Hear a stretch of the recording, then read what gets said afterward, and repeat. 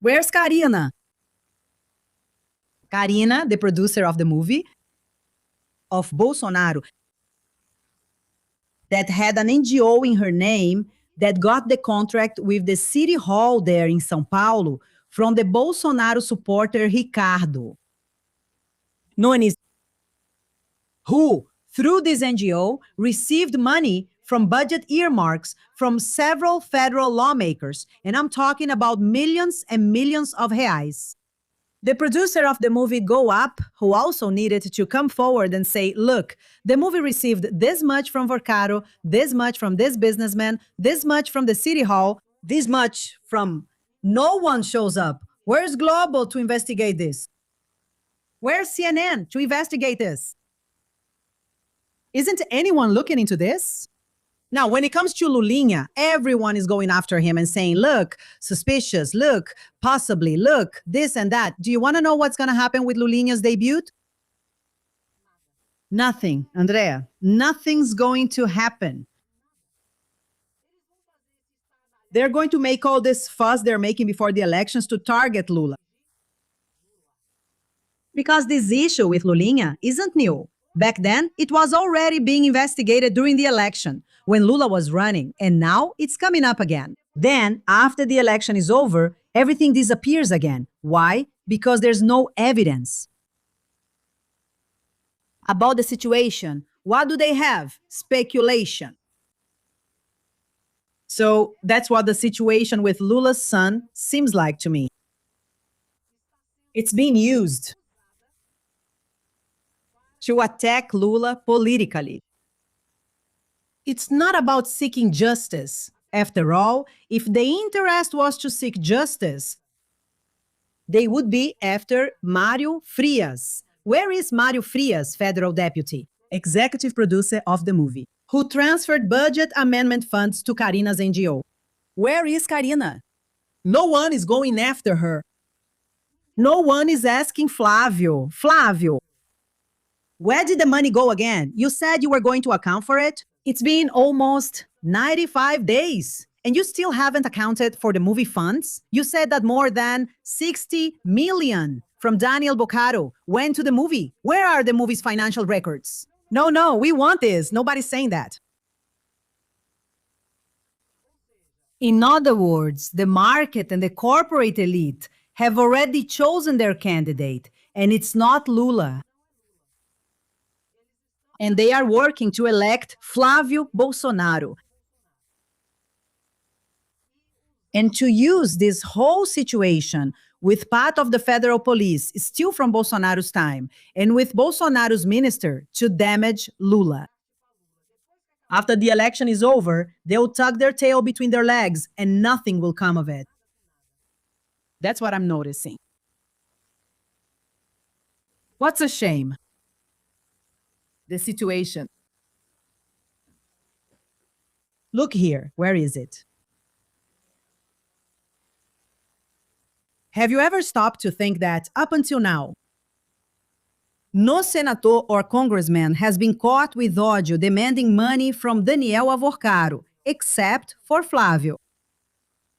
Only Flávio so far. There has already been court-ordered access to Lulinha's confidential records. There have already been a lot of things. André Mendonça ordered it. Against Flávio, there was nothing. There was no access to his phone records or bank records to find out if he received money directly into his account. Nothing. Absolutely nothing. Now, when it comes to Lulinha, they blow it way out of proportion. And they post it on social media. Look. Supposedly, look, possibly, look, there's suspicion, look, I don't know what. They don't want anything to do with anything, to use it politically.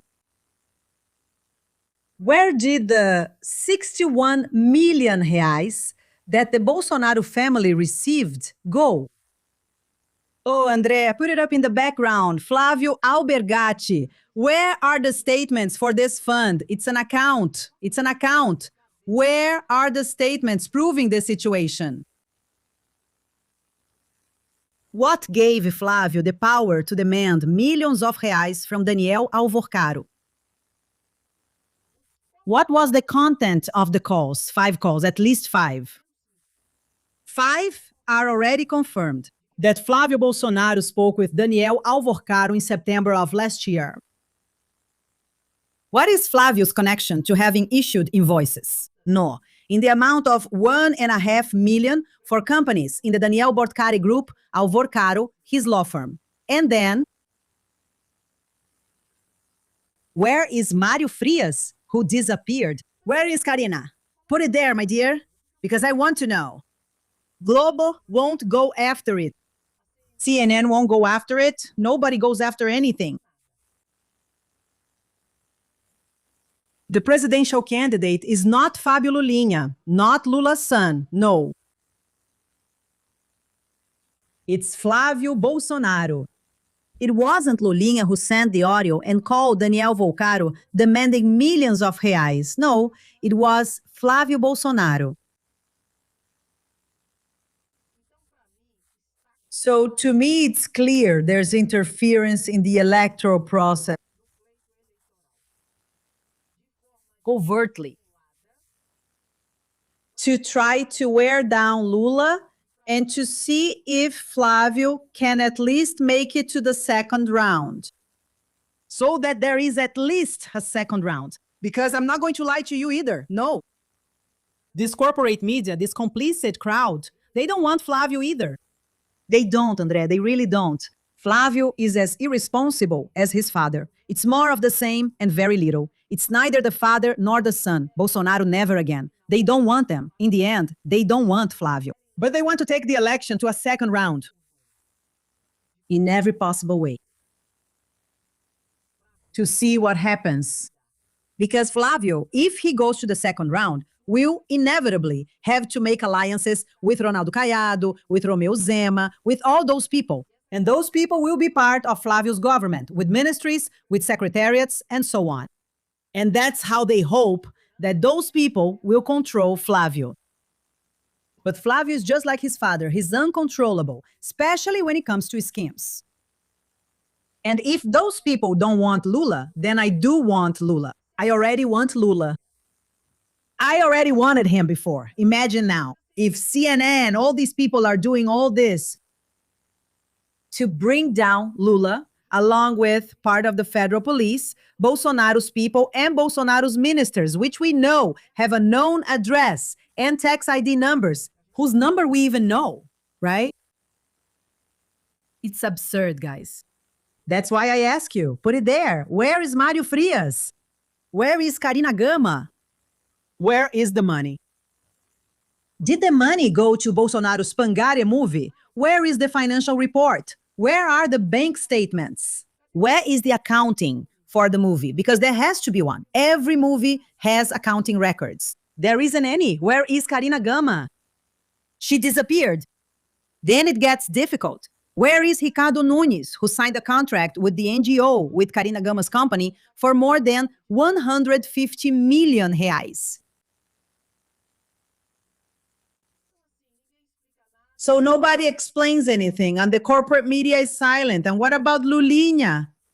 And what about Lulinha? It's always about Lulinha. Lulinha, that's all. Look, Chico Chico. This is Chico Chico.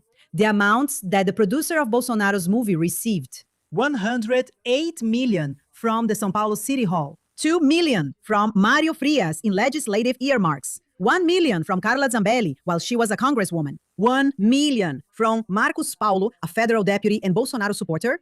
200,000 from Gil Diniz, also a PL deputy.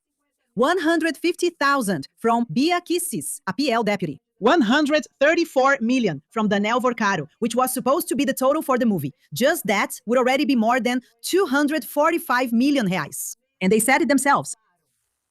And there were other investors, other companies and business people who invested in the movie. Where is the accounting for the movie? Where is André Mendonça? Now bring that up. Where is André Mendonça? Because André Mendonça is very eager and showing off in the investigation of Lulinha. But when it comes to Flávio Bolsonaro, nothing at all. Where is the federal police? What's really going on? The strategy is clear. Clara. to try to damage Lula. But Andrea, why do they prefer Flávio and not Lula, if Lula is good? Then the question you have to ask is, who is Lula good for?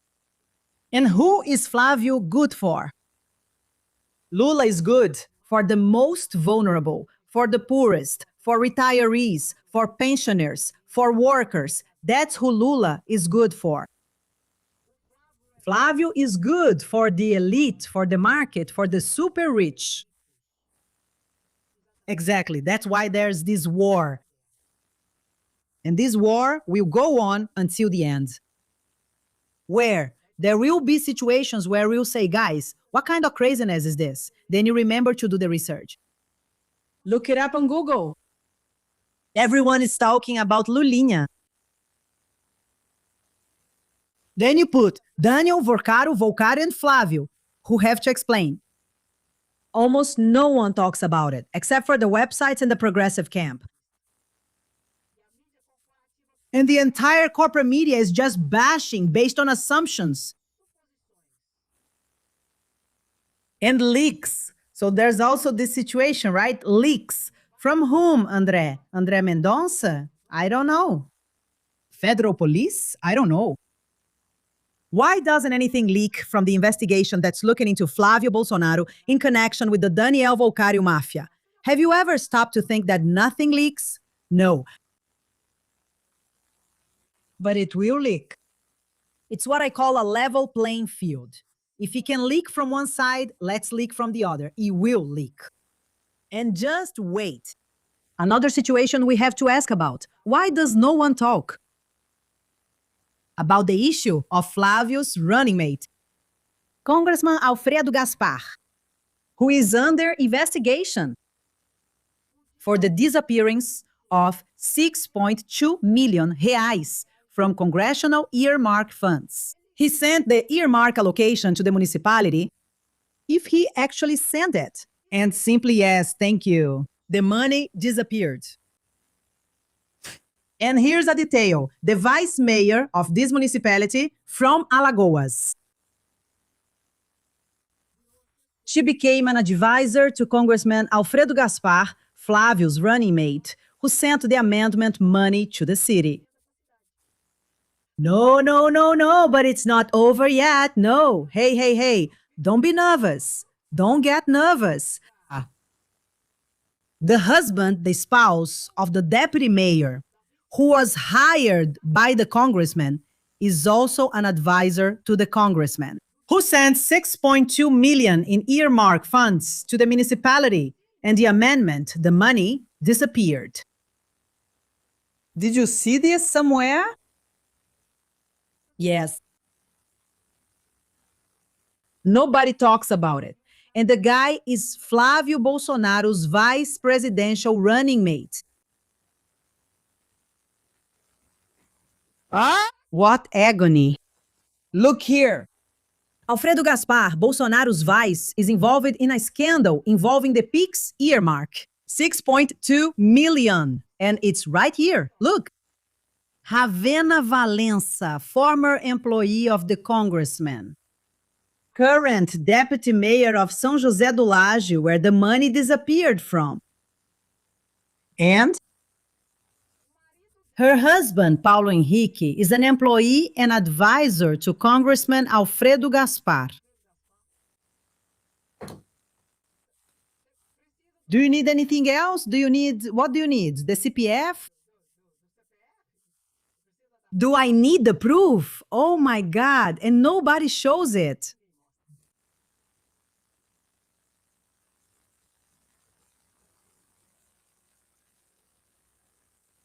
Is this a scheme or not a scheme? It's a scheme to smear Lula and to cover up and shield Flávio and his running mate. And the whole scheme of Daniel Borca's mafia. To see if Lula can't get reelected. So that he can't get reelected. Why? Because the elites in Brazil don't want it. The elites in Brazil don't want Lula. Why? Because Lula understands that investing in retirees, pensioners, workers, and the poorest is not a debt, it's an investment. While Flávio Bolsonaro and the elites believe that investing in these groups is a debt, there has to be more left for them for exemptions, subsidies, tax debt forgiveness, tax immunities, and so on. And the racket. That's what's happening. As clear as this light that's right in front of me. And the only one who doesn't see it is the poor right-winger, screwed over, used and manipulated, who thinks they're smart and that one day they'll be accepted by this elite. They never will be. You will be used, manipulated, discarded. And you, who are a worker who produces the wealth, will never enjoy that wealth. Because this elite does not accept that someone like us is where he is, and his name is Luiz Inácio Lula da Silva. But there's a catch. It's the majority of the population that elects the president of the republic. And 80% of the Brazilian population is poor. And you know, many of them know what Lula did and does in 47 years of public life and struggle. What remains is 19 of clarity, loop and average, most of it issued to the beast. And 1% of the population are super rich and billionaires. They hold almost 70% of all the wealth. And that's what they want to keep. This status quo of inequality, inhumanity, and the exploitation of workers by other workers, where they manipulate people so that the poor still vote for their oppressor. This war is happening right now. And it's broadcast on every TV network and many channels. And a lot of people aren't aware of what I'm saying. And they're going to vote for their oppressor. And the oppressor of the working class and the poorest today has a name and a social security number. Flávio Bolsonaro, who represents the elites of Brazil. Unless you're part of the elite. No, calm down, don't get nervous. Oh, poor thing, take the crossbow from me. Don't get nervous. Don't be nervous. Maybe you're part of the elite. Then you can vote for them. They you really are, right? The situation is so blatant. It's just like Pablo Marçal, who just joined. He joined to try, Fabio. Seriously. And because he's part of the elite too. He tried, Papa. He went in there to stir things up and shield Flávio, to take the spotlight off Flávio and all this corruption that the mainstream media is hiding. And stir things up. Just turn the cannon on Lula. That's how clear the situation is. It all seems, organized, all orchestrated. And don't be fooled. Know who's behind this, which is what I just told you. Or do you think the elite wants to change this reality in Brazil, where 1% of the population has almost 70% of all the wealth? Where this wealth is produced by the poorest, they don't want to change it. They want to keep things this way. They don't want development. They don't want equality. They don't want you to get into universities, to have quality of life, to study, to open your mind. No, they want you to be robotic, saying yes, sir, no, sir, and voting for your oppressor. And still thinking that everything is your fault. That's what they want. That's why Lula is a threat to these elites. And that's why this is all being set up. All of this in the social and political sphere I'm talking about. And in the investigative sphere too. But what about the criminal sphere? There are people working to get the proceedings invalidated.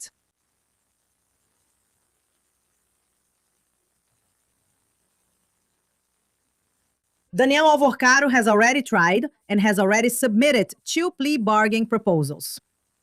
Both were denied by both the Prosecutor General's office and the federal police. Then we have reports from Minister Dilmar Mendes himself that André Mendonça was dealing with plea bargains with Daniel Avorcaro, with Daniel Avorcaro's lawyers. And is that allowed? No, it's not. A judge shouldn't be handling plea bargains.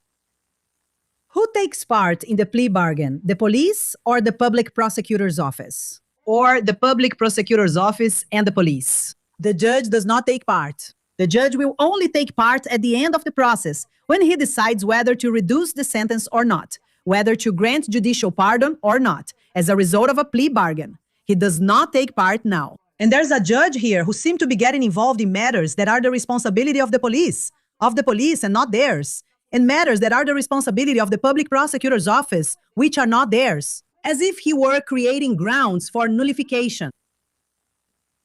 To get the criminal out of jail soon, is that it, André? I don't know, what do you think?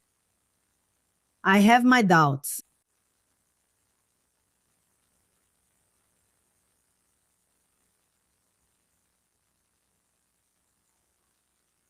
Is it a scam or not? Oh, and I'm not even going to talk about that. That the federal police itself called the lawyers. Actually, I will talk about it. The Attorney General's office was called by the federal police to intervene. What André Mendonça is doing is interfering in the responsibilities, duties, and even in functional matters of the internal duty rotation, the federal police staff. And the Attorney General's office simply did nothing. I'm sorry, but they did nothing. They just held a little meeting to sweet talk home.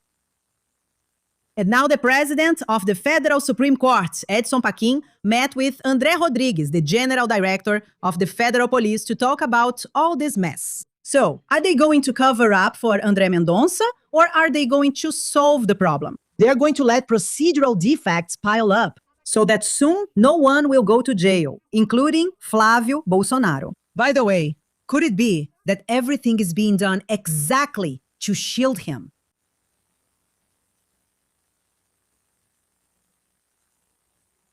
Meanwhile, have you already liked the live stream, my dear? Like the live stream, share it, it's very important.